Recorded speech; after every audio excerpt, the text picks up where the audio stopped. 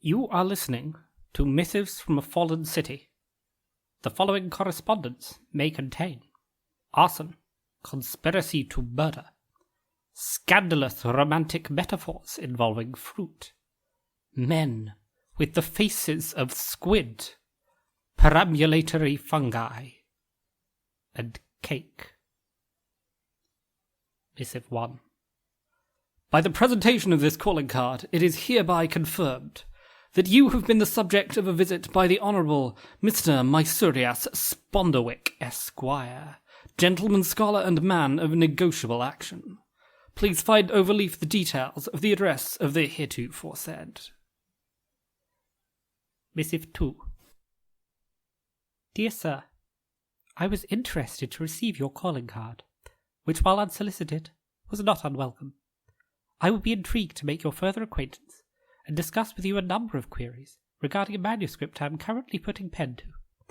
Though my desk, alas, and as you can tell from the stains, is a mess of paper, candles, and cake crumbs. The latter not for myself, you must understand. It is a preferred delicacy of a certain small companion in solitude. With all due felicitations. Astrabella Cyclamen Willoughby. Missive 3. Dear Miss Cyclamen Willoughby, I was enchanted to receive your missive of the 15th, and grateful furthermore for the verbal felicitations passed on by your man. I shall attend to you at the time and place proposed, and look forward to your company. I understand from your man, too, that, as alluded to, you have the acquaintance of a Blemmingham. Whilst I am unfamiliar with the creatures, I shall endeavour to avail myself of some of the requested foodstuffs, prior to your company. With dutiful wishes, Mr. Mycurius Sponderwick. Missive 4. Astrabella. The butler informs me that you have been entertaining a man who is at best a mercenary and at worst a ruffian. I write to remind you of your station. The time you openly suggested employing one of the rubbery men has not been forgotten, and that accursed creature you keep feeding cake to continues to be a stain, both on the family and every scrap of paper it leaks fungal matter onto. In my book, and my book is a tome of not inconsiderable proportions, this new foolery is worse than either. This dalliance will cease immediately. Johnston V. Willoughby. Missive 5. To Mr. Sponderwick. Your concerns about the ethics of the duty imposed upon you by the Ministry of Public Decency have not been noted, because they are irrelevant. We are the ethics of this city, and your failure to appreciate that does you, sir, little credit. Your commission in regard to the Willoughby family remains in force and unchanged.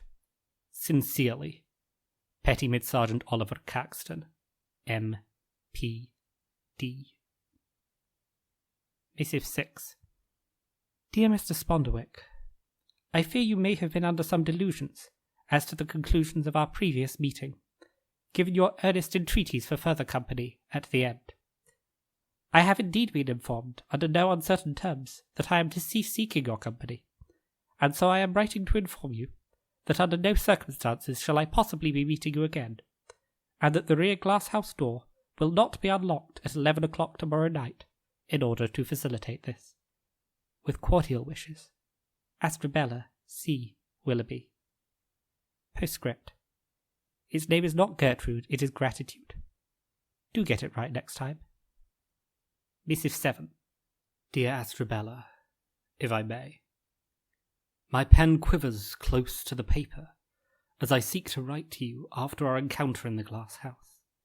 Yet I know not how to put into words the marvels you showed me there.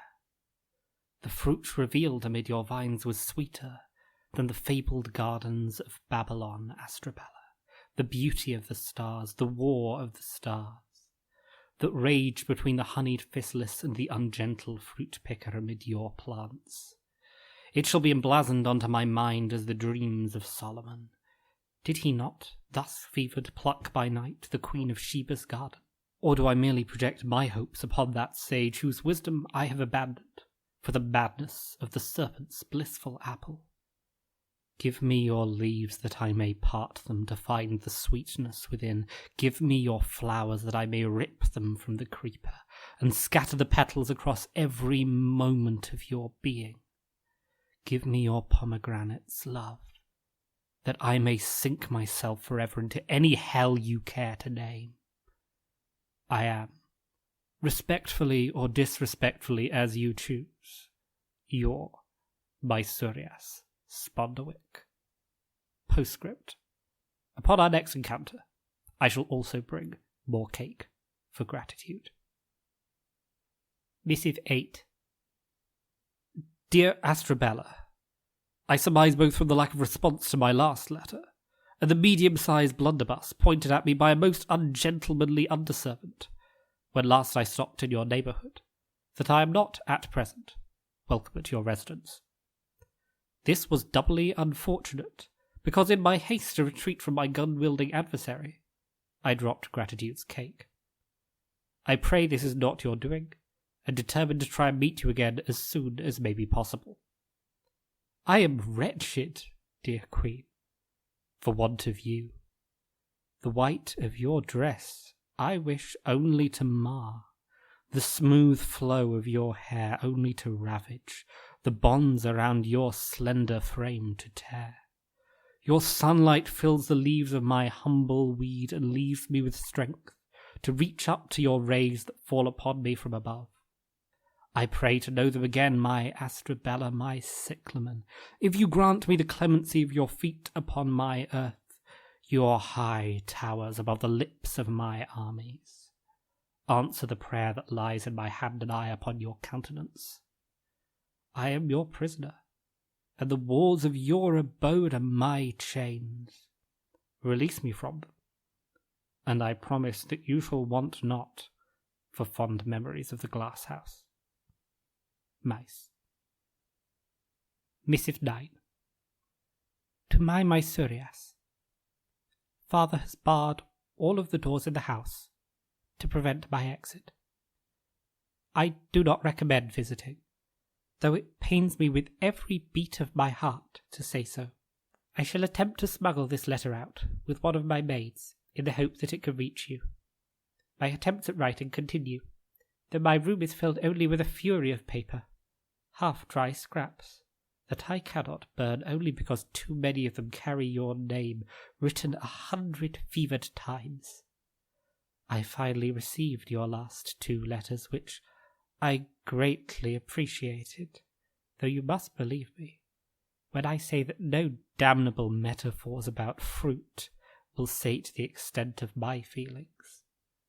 With your absence, my fingers clutch at empty air where your shirt should be wrapped around them, my nails digging into my palms, bereft of the breadth of your shoulders where they seek to sink themselves. My hair is unpulled, my form unstretched upon the floor. I am unconquered and unsullied, and yet still here I lie with my legs entangled in sheets that I wish could take the name of Mr. Missive Sponderwick, speaking your name amidst beautiful curses to the darkling night.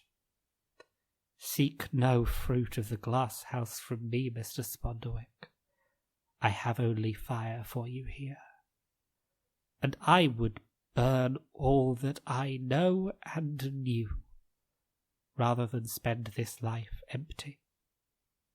A.C.W. Postscript. Gratitude sends his greetings, or at least some sort of vaguely fungal leakage. Missive 10. Sweet cyclamen, I write to you today not to woo, but to warn, and drat it to confess. The Ministry of Public Decency, with threats of suspicion and scandal, engaged a desperate man some months ago to investigate and then to eliminate the current holders of the Willoughby estate. That man is no more, though I still bear his name and face, and shame far greater than any they could pin upon me. My handlers have grown both restless and careless. They come to me with more threats to myself, but it is the threats to you that I find myself fearing evermore. My nightmares of a cold cliff edge seem to whisper of you. The sunless sea rolls your name into its waters, more precious than moon pearls than that. But the name of you, the unimaginable echo of the realities, of every startled breath that still wisps over my collarbone by candlelight. I no longer care what the ministry may do to me.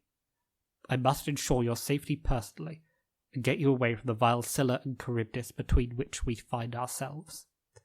Love me or hate me, cyclamen, as you will, but I cannot see you suffer. I shall come to your residence by moonlight, though hell should bar the way. I have never been a man for prayers, but I offer many, that this reaches you swiftly. My Surias. Postscript. Tell gratitude that I have never met a finer fungus. Missive 11. Dear Mr. Sponderwick, by this letter I confirm that your situational obligation has been discharged. Our observers noted that you appear to have entered the Willoughby residence through the roof at 1 o'clock on Thursday morning, and that shortly thereafter a fire started. Due to every door in the house being barred, and the servants not being present, there were no escapees of the resulting blaze, excepting your own retreat through your means of entry. This had the politically useful effect of making the family's removal appear to be a domestic accident. We commend you for your efficacy on behalf of the ministry in this regard. We advise you to stay away from the public funerals that will be held for Mr. Johnson Willoughby and his daughter Astrabella, in order to avoid further questions being raised. We hereby confirm you have no further direct obligations to us beyond those the law customarily demands, and wish you a pleasant remainder of your stay in London. Sincerely, Petty Mid-Sergeant Oliver Caxton, M.P.D.